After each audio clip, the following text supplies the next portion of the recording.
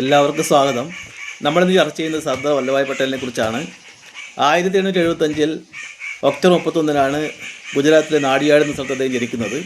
ഒരു കർഷക കുടുംബത്തിൽ ലോ പഠിക്കുകയും നല്ല മിടുക്കനായി ബാരിസ്റ്ററായി മാറുകയും ചെയ്തു. 1910 ഗാന്ധിജിയുടെ ആഹ്വാനം അനുസരിച്ച് അദ്ദേഹം ഇന്ത്യൻ സ്വാതന്ത്ര്യ സമരത്തിലേക്ക് ഇറങ്ങി വരുന്നത്.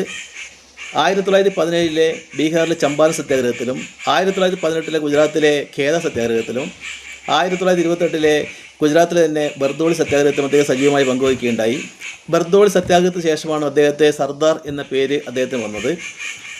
പിന്നെ നമ്മൾ വല്ലഭായ് പട്ടേലിനെ വിളിക്കുന്നത് അയൺ മാൻ ഓഫ് ഇന്ത്യ അല്ലെങ്കിൽ ബിസ്മാർക്ക് ഓഫ് ഇന്ത്യ എന്നാണ്. അദ്ദേഹത്തെ അയൺ മാൻ ഓഫ് ഇന്ത്യ എന്ന് വിളിക്കാനുണ്ടായ കാരണം, സ്വാതന്ത്ര്യത്തിന് ശേഷം നമുക്കറിയാം 562 നാട്ടുരാജ്യങ്ങളുണ്ടായിരുന്നു ഇന്ത്യയിൽ. ആ 562 നാട്ടുരാജ്യങ്ങളെയും ഒന്നിപ്പിച്ച് ഏകോപിപ്പിച്ച് ഒറ്റ ഇന്ത്യയാക്കി മാറ്റുന്നതിൽ തൻ്റെ സർവ്വശക്തിയും ഊർജവും ഉപയോഗിച്ചുകൊണ്ട് യാതൊരു വിട്ടുവീഴ്ചയില്ലാതെ ആ കൃത്യം വളരെ കൃത്യമായി നിർവഹിച്ചു എന്നതിൻ്റെ പേരിലാണ് നമ്മൾ അദ്ദേഹത്തെ അയൺ മാൻ ഓഫ് ഇന്ത്യ എന്ന് വിളിക്കുന്നത്. ഇതേപോലെ തന്നെയാണ് ബിസ്മാർക്കിനെയും വിളിക്കുന്നത്. ബിസ്മാർക്ക് ജർമ്മനിയിൽ ചെയ്തത്. അദ്ദേഹം ഓട്ടോവൺ ബിസ്മാർക്ക് 19ാം നൂറ്റാണ്ട് ജർമ്മനിയെ ഇതേ രീതിയിൽ ഏകീകരിച്ചിട്ടുണ്ട്. അതുകൊണ്ടുകൂടിയാണ് നമ്മൾ ബിസ്മാർക്ക് ഓഫ് ഇന്ത്യ എന്ന് പട്ടേലിനെ വിളിക്കുന്നത്. പിന്നെ അദ്ദേഹത്തിന് നമ്മൾ കൊടുക്കുന്ന മറ്റൊരു വിശേഷമാണ് patron saint of Indian civil service എന്നുള്ളത്. അദ്ദേഹം ഇന്ത്യൻ സിവിൽ സർവീസ് രക്ഷാധികാരിയാണെന്ന് പറയാം. ICS എന്ന് പറയുന്നത് ബ്രിട്ടീഷുകാരുടെ കാലത്ത് 47 വരെ ബ്രിട്ടീഷുകാരുടെ ICS ആയിരുന്നു ഇന്ത്യയിൽ ഉണ്ടായിരുന്നത്.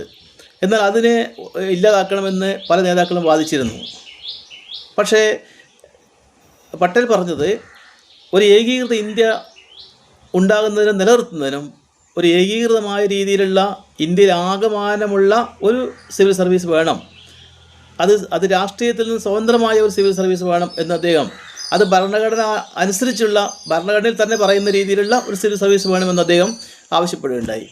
അങ്ങനെയാണ് ആർട്ടിക്കിൾ 312 ഓഫ് ദ കോൺസ്റ്റിറ്റ്യൂഷൻ, ഭരണഘടന 312 വകുപ്പ് പ്രകാരം 2 IAS ആൻഡ് IPS കുറിച്ചാണ് ആദ്യം പറയുന്നത്. പിന്നീട് 1966 ഇന്ത്യൻ ഫോറസ്റ്റ് സർവീസ് നിലവിൽ വന്നു, IFS. ഇങ്ങനെ 3 ഓൾ ഇന്ത്യ സർവീസ് എന്ന് ഇപ്പോൾ നമ്മൾ വിശേഷിപ്പിക്കുന്നത്. അപ്പോൾ ഇതിനൊക്കെ കാരണമായത് അദ്ദേഹമാണ്. അതുകൊണ്ടാണ് അദ്ദേഹത്തെ രക്ഷാധികാരി, ഇന്ത്യൻ സിവിൽ സർവീസിൻ്റെ രക്ഷാധികാരി, സംരക്ഷകൻ എന്നൊക്കെ നമ്മൾ വിളിക്കുന്നത്. സ്വാതന്ത്ര്യത്തിന് ശേഷം അദ്ദേഹമായിരുന്നു ആദ്യത്തെ ഉപപ്രധാനമന്ത്രിയും ആഭ്യന്തര വകുപ്പ് മന്ത്രിയും. 1950 ഡിസംബർ 15 അദ്ദേഹം ബോംബെയിൽ വെച്ച് മരണമടയുന്നത്.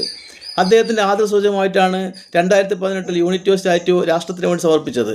ഗുജറാത്തിലെ സർദാർ സരോവർ ഡാമിനെ ഫേസ് ചെയ്തുകൊണ്ടാണ് ഈ സ്റ്റാറ്റ്യൂ നിലനിൽക്കുന്നത്. ലോകത്തിലെ ഏറ്റവും ഉയരം കൂടിയ സ്റ്റാറ്റ്യൂ ആണ്. 182 മീറ്ററാണ് ഉയരം. അത് അമേരിക്കയിലെ സ്റ്റാറ്റ്യൂ ലിബർട്ടിയേക്കാളും 2 ഇരട്ടി വലുതാണ്. പിന്നെ അദ്ദേഹത്തിൻ്റെ ജന്മദിനം നമ്മൾ രാഷ്ട്രീയ ഏകതാ ദിനമായി ആചരിക്കുന്നുണ്ട്, നാഷണൽ യൂണിറ്റി ഡേ.